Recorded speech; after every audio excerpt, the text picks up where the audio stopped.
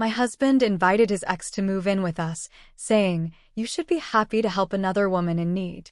When I refused, he scoffed, "A real wife would understand." The next day, they came home to find the locks changed and a note that read, "A real wife deserves better." I'm Sarah, 38, living in Austin, Texas, married to David for 10 years. Our life was typical: work, home, occasional outings. David worked in tech. I managed a local bookstore.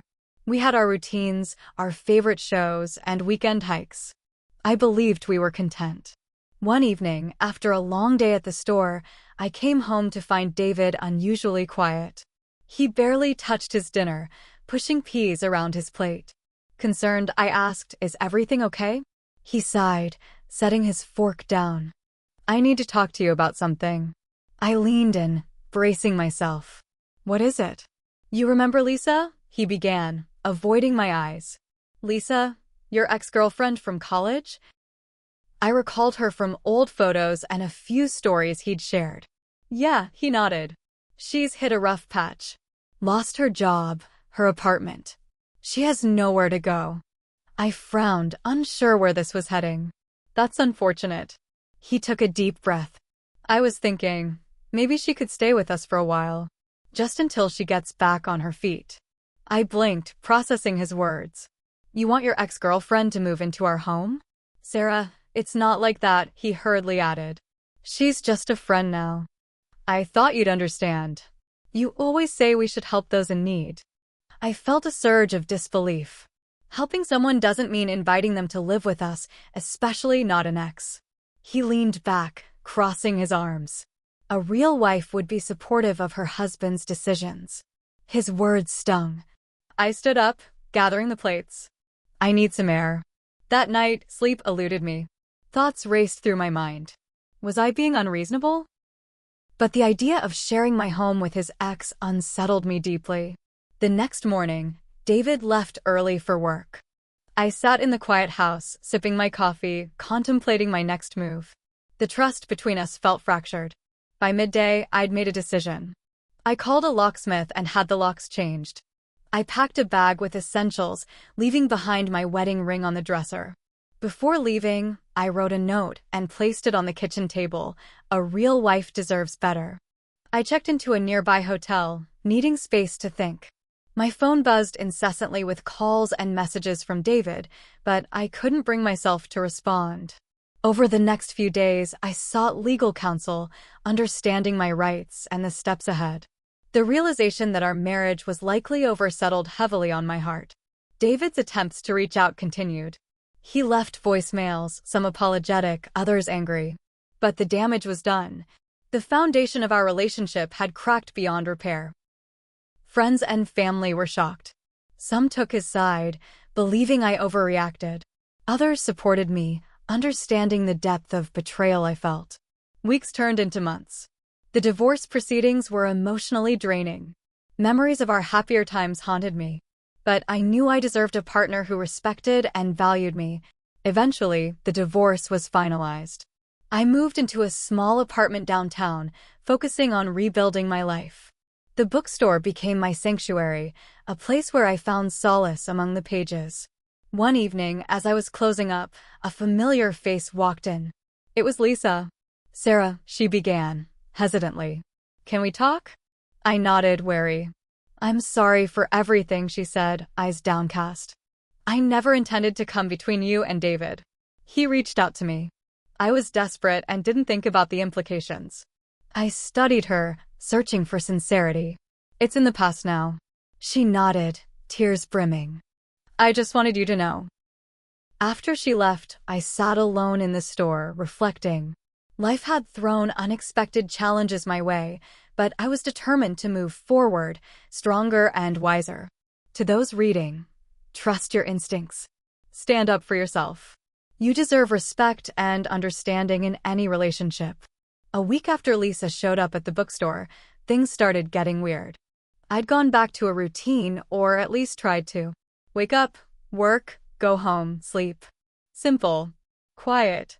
I kept my head down and tried not to think too much about David, though that was impossible some nights. But then small things started happening. First, I got an anonymous voicemail. A woman's voice, sharp and cold. You think you're better than everyone else? You're not. Watch yourself. No name. Just that. I stared at my phone for a long time after that. Couldn't decide if it was a prank or something worse.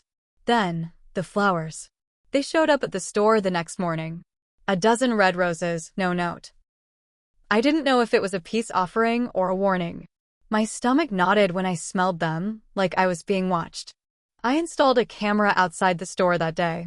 My coworker, Jenna, noticed how jumpy I was and asked if everything was okay. I lied. Just tired. It wasn't long before I saw the footage. A few nights later, while reviewing the security feed after hours, I saw her. Lisa, standing across the street in the dark. Just standing. Watching the store. She didn't come in. Didn't knock. Just stood there for almost 15 minutes, then walked away. I couldn't breathe for a second. My hands were ice cold. I saved the footage and backed it up. Why was she watching me? I confronted David. I had to. I didn't want to, but I needed answers. He picked up on the third ring. Sounded surprised. What do you want, Sarah? Has Lisa said anything to you? Has she been acting strange? He laughed. Lisa? No. She's been staying with her sister. Moved out a few weeks ago. Why? I hesitated. She showed up at the bookstore. Said she wanted to apologize. Then she left. But she's been back. Watching me. She sent me a voicemail, flowers. He cut me off. That doesn't sound like Lisa. Don't play dumb, David. She's your ex. You invited her into our house. She lived with us. His voice turned sharp. She was in trouble. You're the one who freaked out. Right, I said. And now she's harassing me. You sure she's not staying with you again? Silence. Then he hung up. That silence said more than words ever could. The next day, I filed a police report. They said there wasn't much they could do unless something happened. A threat. A break-in. The usual script. I showed them the footage. The voicemail. They said they'd make a note of it. I felt helpless. A few nights later, someone tried to break into my apartment. It was around 2 a.m. I was half asleep when I heard the handle jiggle. Then a sharp click like someone trying keys. I froze. Every light off. My heart pounding in my chest. I crept to the peephole. No one was there. But the next morning, I found a small piece of paper stuck under the door. One sentence, scrawled in tight handwriting. You shouldn't have locked him out. I moved out 2 days later. New apartment. New locks. No forwarding address. I didn't even tell Jenna. I just said I needed a break and took some time off. Then, one afternoon, I ran into Lisa again. At a grocery store of all places. Near downtown, far from my old life. She looked different. Gaunt. Her hair was thinner, like she'd been stressed or sick. She didn't smile. Just stared at me like she couldn't decide what to do. You ruined him, she said, suddenly. He was trying to be kind. My hands clenched around the shopping basket. He was trying to bring you into our marriage. That's not kindness. That's selfish. She stepped closer. You humiliated him. You made him feel small. He did that to himself, I said, my voice shaking. People were starting to look. I took a step back. You're not the victim, I said. Not anymore. Then I left everything in the basket and walked out. I didn't look back. That night, my phone rang again. Blocked number. I let it go to voicemail. It was David. You think you're better than us. That you're smarter. You're not. You've made things worse, Sarah. You don't know what you've started. The line went dead. I stared at the phone in my hand. And for the first time since this started, I realized something. They weren't finished with me. Not even close. I changed my number the next day. Got a new SIM card, updated it only for my family and Jenna. I deleted all my social media, wiped everything online that could connect me to my new place. I didn't even tell my parents exactly where I lived. Just said I was safe. I started seeing a therapist once a week. Told her everything well, most of it. Not about the voicemail from David. I wasn't ready to say it out loud. It made it too real. Things went quiet for a while after that. A strange, heavy kind of quiet. The kind you don't trust. 3 weeks passed. Then I got the letter.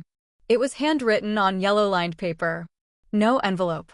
Just folded and taped to my apartment door. No one saw who left it, not even the cameras. You made your choice. Don't act surprised when someone makes theirs. That night, I didn't sleep. I checked every window, every lock, every room, twice. My therapist said I was dealing with trauma-induced paranoia. But this wasn't all in my head. Someone was playing games.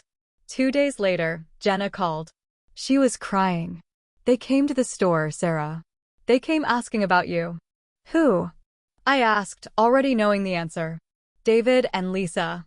Together. They asked where you moved, if I had your address. I told them I didn't know. They're working together now? She sniffled. Sarah. Lisa had bruises on her arms. David was weird. Cold. I think something's really wrong. My stomach dropped. You need to be careful too, I told her. That same night, a man followed me home from the train station. I noticed him a block away, tan jacket, gray cap, same pace as me, stopping when I stopped. I ducked into a diner last minute, waited him out. He stood across the street for 10 minutes, then walked off. I started carrying pepper spray. I told the cops again. They said unless he touched me, there wasn't much they could do. Could be coincidence, the officer said. Someone walking the same direction. He said it like that was supposed to help. Then Jenna went missing. Didn't show up for work. Her phone went straight to voicemail. Her roommate hadn't seen her since the night before. I went numb. I went to the store. It was locked up. Nothing looked disturbed, but something felt off. There was a sticky note taped to the back door, flapping in the wind. Silence protects. Talking ruins everything. That was the first time I actually threw up from fear. I gave the police everything: the note, the voicemail, the footage, the letters. This time, they took me more seriously. Jenna missing made them pay attention. 2 detectives visited me that week. They asked about David and Lisa. I gave them the full story. Told them how it all started with David wanting to move Lisa in. How he'd called me a bad wife. How I'd left. They listened, but I could tell they were skeptical. She's just your husband's ex? One of them asked. She was, I said. Now I don't know what she is. The next day, I got a message from an unknown number. It was a photo. Me. In my apartment window. Curtains half drawn. Reading. No words. Just the image. I moved again. This time across town. Different zip code. Different utilities. I started working from home. The bookstore had to hire someone new. I hated doing that to them, but it wasn't safe. 2 weeks later, they found Jenna. She was alive. Barely. She'd been locked in a storage unit 2 cities away, drugged, tied up, left with nothing. She couldn't talk at first. Shock. Dehydration. When she finally did, she whispered one name. Lisa. Not David. Lisa. She said Lisa had come to her house the night she disappeared. Said she needed help, was scared, crying. Jenna let her in. Then everything went black. The detectives went looking for Lisa and David. Neither were home. Their places were empty. Lisa's car was abandoned outside a motel in Waco. David's last credit card charge was a gas station near San Antonio. They were gone. Vanished. The cops think they're on the run. I think they're planning something. Because this doesn't feel like it's over. Not even close. And every time I close my eyes, I see Lisa's face at the grocery store. Pale. Cold. Focused. Like she was just getting started. I couldn't sleep. Couldn't eat. Even after they found Jenna, after the police officially labeled David and Lisa as suspects, something in me stayed frozen. I waited for the knock. The shadow under the door. The sudden scream. Every noise made me jump. And yet, I couldn't hide forever. I started digging. David and Lisa were gone, but their past wasn't. I still had access to David's old emails. He never changed his passwords. I logged into his accounts. Searched for anything I could use. Anything they left behind. That's when I found it. An email chain between David and someone named Tom. It started months before the breakup. Subject line: property in Colorado. They were planning something. Buying land. Off-the-grid talk. Solar panels. No Wi-Fi. Quiet. Safe. They'd been planning to disappear long before I kicked Lisa out. Then another email. Lisa had been forwarding job rejections to David. Not just after she lost everything. From as early as a year into my marriage. They had stayed in touch for years. All that time I thought she was a name from the past. They were sharing plans. The truth hit me like a punch. Lisa never needed help. She was part of the plan. My home was just step one. I was never his partner. I was just in the way. And I had let it happen. I let David twist the idea of being a good wife into being silent. Into ignoring my gut. I sat with that for a long time. Then I called Detective Mendez. Gave her the emails, the dates, everything. She said the case was growing. The feds were involved now. There was a wider investigation. Multiple women Lisa had done this before. Posed as someone helpless, moved in, created chaos. David helped her sometimes. Other times, she did it alone. 2 people missing. 1 dead. I was lucky, if you can call this luck. But I wasn't done. I called Lisa's sister. She didn't know where Lisa was either, but she told me something strange. Lisa kept a storage unit just outside Austin. Paid cash. Rarely went there. I drove out there the next day. The place was quiet, almost empty. Rows of metal doors, a few cameras. I showed the owner the missing persons flyer. He said, yeah, she came in last month, took a bunch of boxes, never came back. He let me see the unit. Empty, except for one thing. A burnt photo. Me and David. Our wedding day. The edges curled, smoke-stained, but still visible. I stared at it for a long time. Then I turned it over. On the back, in Lisa's sharp handwriting, a real wife doesn't run. She fights. That was the last time I cried. A week later, they caught them. Border checkpoint near New Mexico. Their van was flagged, IDs were fake. Inside, they found journals, maps, more photos. Pictures of me, Jenna, other women, notes about our routines. Lisa had been writing down my movements even after I left David. She knew where I shopped, when I worked, where I liked to sit in the bookstore. They were charged with kidnapping, attempted murder, stalking, and a list of fraud charges. Lisa pled insanity. David tried to flip the blame on her. Said she manipulated him, lied, tricked him. But they had the emails. The notes. The timelines. They both went down. At the sentencing, I went to court. Lisa looked at me once. No emotion. David wouldn't even look at me. I spoke. I told the judge how they made me doubt myself. How they twisted love into control. How they made me feel small, like standing up for myself was a weakness. And then I said the truth. I was wrong, too. I should have left earlier. I should have trusted myself. I kept peace instead of drawing a line. I thought love meant patience, but it should have meant safety. The room was silent. Lisa got 30 years. David got 22. Afterward, I stood outside the courthouse alone. The wind was sharp. Cold. But it felt clean, like something finally cleared. I didn't win. Not really. I lost my marriage. My peace. My trust. But I got myself back. And I'll never let anyone take that from me again.